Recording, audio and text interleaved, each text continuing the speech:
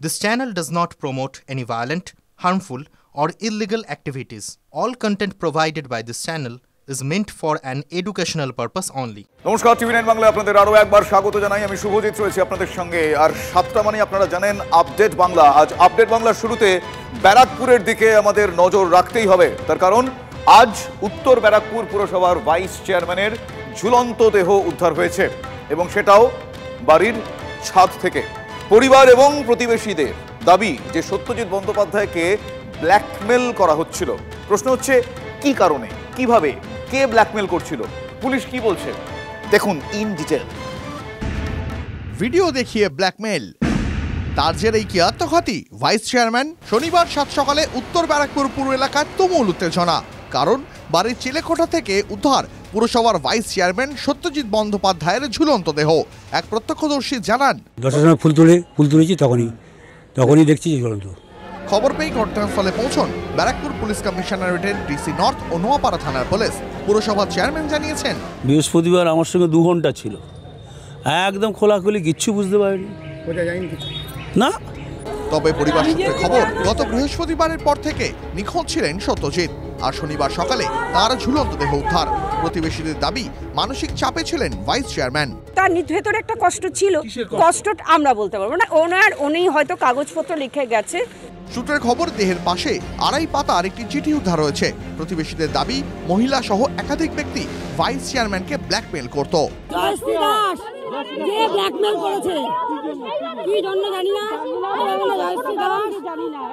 সঞ্জয় দাস, প্রসেনজিৎ মন্ডল আর এদের চাপে পড়ে এরকম করেছে। তাদেরকে সুসাইড করতে প্রেশার দিয়ে নেওয়া হতো, টাকা প্রেশার দিয়ে নেওয়া হতো। সুইসাইড নোটে কয়েকজন পুরুষ এবং কয়েকজন মহিলার নাম লিখে গেছেন, এমনটাই মৃতের ছেলে অর্থাৎ সত্যজিৎ ব্যানার্জির ছেলে তিনি জানালেন। কয়েকজনের নাম লিখেছে, তারা মেন্টাল প্রেশার দিচ্ছিল, প্রচুর হ্যারাসমেন্ট করছিল মেন্টাল, এই টাকা পয়সা এসব নিয়ে মেন্টাল প্রেশার প্রচুর আর নিতে পারেনি বলেই। প্রতিবেশীদের অভিযোগে জনৈক জয়শ্রী দাস, সঞ্জয় দাসের নাম উঠে এসেছে। মহিলাদের অভিযোগ, গত 1.5 বছর ধরে সত্যজিৎ বাবুকে ব্ল্যাকমেল করতেন এক দম্পতি, যে দম্পতি কিনা আমরা যেখানে দাঁড়িয়ে আছি সেখানেই তার বাড়ি।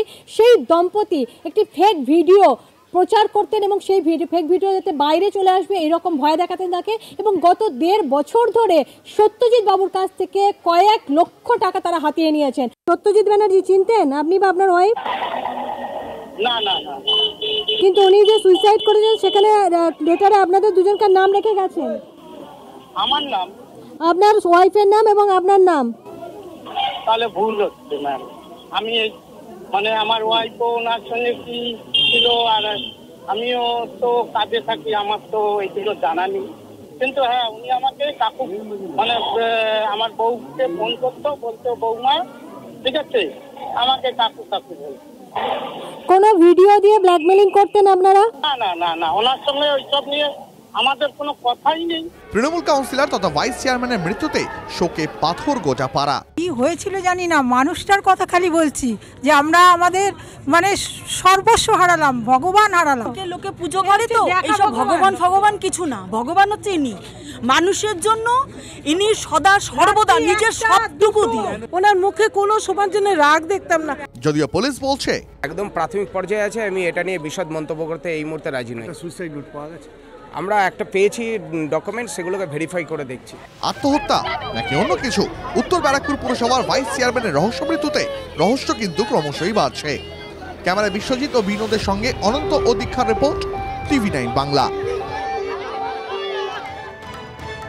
অন্যদিকে আরজিকর কাণ্ড 3 মাস পার হয়ে গেছে, চিকিৎসকরা কাজে ফিরেছেন ঠিকই, কিন্তু তাদের অসন্তোষ কি কমেছে?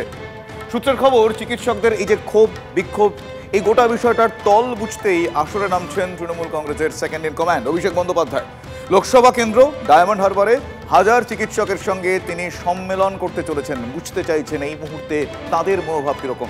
আর এটাও জানা যাচ্ছে যে ডায়মন্ড হারবার কাপ এবার হচ্ছে না, মানে খেলা হবে না। কি হবে? Health camp.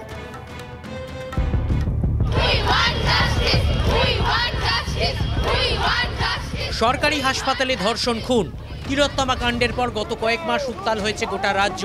পথে নেমেছেন চিকিৎসকরা। রাজনীতির কারবারিদের মতে তৃণমূল কংগ্রেসের সঙ্গে চিকিৎসক সমাজের একাংশের দূরত্ব বেড়েছে। তাই কি চিকিৎসকদের সঙ্গে এবার সেতুবন্ধনে অভিষেক বন্দ্যোপাধ্যায়?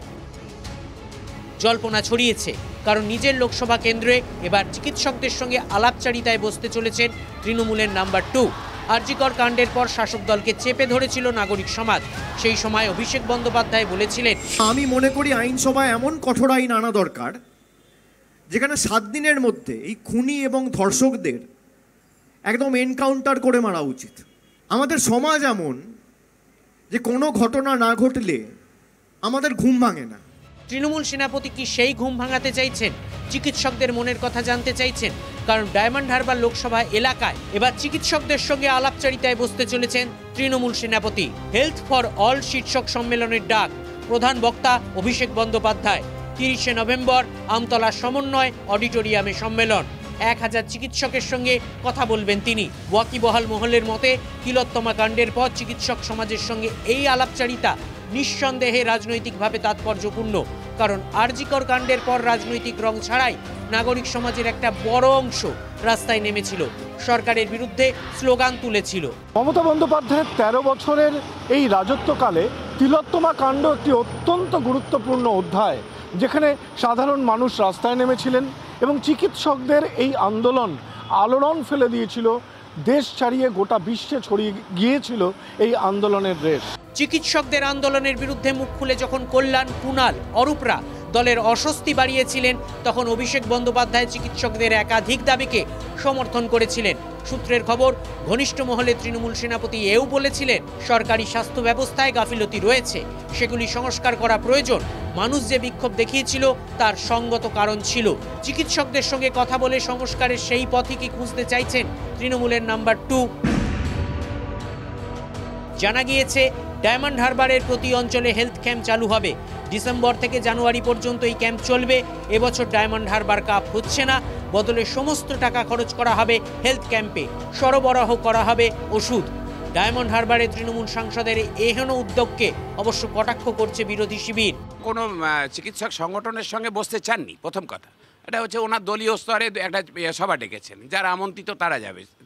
তারাই যাদের আমন্ত্রণ করেছে তারাই যেতে চাইছে না। ওনার দলের সমর্থক যারা ছিল তারাই যেতে চাইছে না।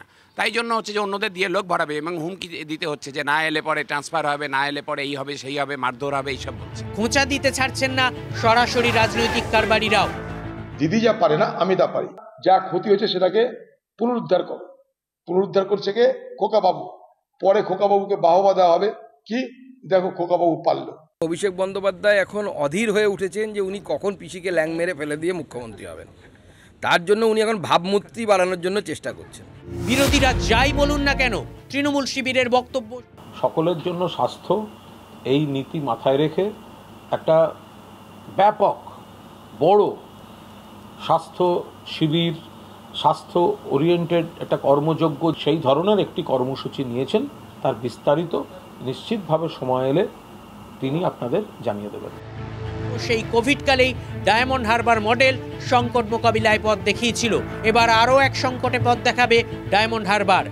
কোভিড পর্ব হোক কিংবা অন্যান্য উন্নয়ন, যাবতীয় ক্ষেত্রেই ডায়মন্ড হারবার মডেলকে নিদর্শন হিসেবে তুলে ধরেন তৃণমূলের সেকেন্ড ইন কমান্ড।